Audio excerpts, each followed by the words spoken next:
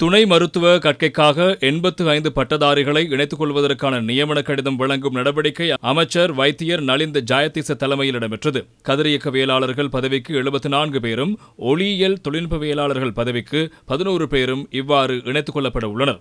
இதில் ஒளியியல் தொழில்நுட்பவியலாளர் பதவிக்கு 11 வருடங்களின் பின்னர் ஆட்சேர்ப்பு இடம்பெறுகின்றமை விசேட அம்சமாகும். அரசாங்கம் தனியார் பிரிவுக்கும் சர்வதேசத்திற்கும் தொழில்துறையாளர்களை அனுப்புவது குறித்து பேச்சுவார்த்தை நடாத்தி திட்டங்களை வகுப்பதாக அமைச்சர் இங்கு தெரிவித்தார்.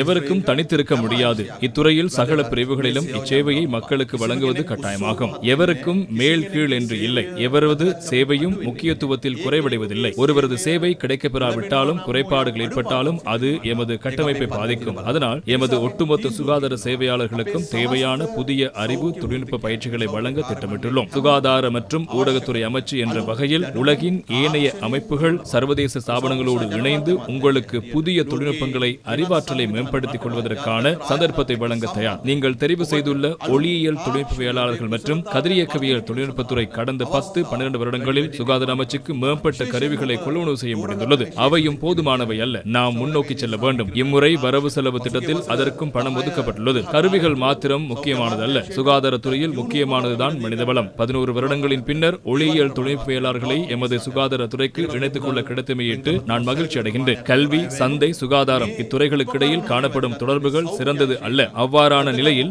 அத்துறைகளுக்கிடையில் முரண்பாடு ஏற்படக்கூடும். உயர்கல்வி மற்றும் கல்வி அமைச்சர் என்ற வகையில் பிரதமரும் நானும் தொடர்பட்டு நாட்டில் உள்ள சகல வைத்திய பீடங்களில் உள்ள பீடாதிபதிகளை அழைத்து பேச்சுவார்த்தை நடத்தினோம். எமது வைத்திய துறைக்கு தேவையான வைத்தியர்களை எவ்வாறு உருவாக்குவது என்று பேச்சுவார்த்தை நடத்தினோம். வெளிநாடுகளுக்கு வைத்திய தொழில்துறையினரை எவ்வாறு அனுப்புவது என்பது குறித்தும் அதற்கான சந்தர்ப்பமும் உருவாகியுள்ளது குறித்தும் நாம் கலந்துரையாடினோம். ஏனைய துறைகள் குறித்து கல்வி அமைச்சுடன் கலந்துரையாட உள்ளோம். பட்டதாரிகளை உருவாக்கிய பின்னர் அவர்களுக்கான அடுத்த கட்டம் எதிர்காலம் குறித்து அரசாங்கத்துக்கு பொறுப்பு உள்ளது. அரசு துறையாக இருக்கலாம், தனியார் துறையாக இருக்கலாம், சர்வதேச சந்தையாக இருக்கலாம். நீங்கள் சர்வதேசத்துக்கு சென்றாலும் இலங்கை அரசாங்கத்திற்கு பொறுப்பு உள்ளது. அரசாங்கங்களுக்கு இடையில் இடம்பெறும் ராஜதந்திர பேச்சுவார்த்தைகளில் ஒரு குறிப்பிட்ட காலம் அரசாங்கம் தெரிந்து கொண்டு உங்களை அந்த நாட்டில் சுகாதாரத்துறையில் ஈடுபடுத்தி பின்னர் சேவை தொடர்ச்சியுடன் மீண்டும் நாட்டுக்கு வரவழைக்க எதிர்பார்க்கின்றோம். நீங்கள் வருவது அந்த நாட்டில் சேவையாற்றிய காலப்பகுதியில் சிறந்த சம்பளத்தை பெற்று அந்நிய செலாவணியை நாட்டுக்கு கொண்டு வருவதோடு எமது சுகாதாரத்துறைக்கு புதிய அறிவையும் தொழில்நுட்பத்தையும் பெற்று எமது சுகாதாரத்துறையின் மேம்பாட்டுக்காக வருகின்றீர்கள்.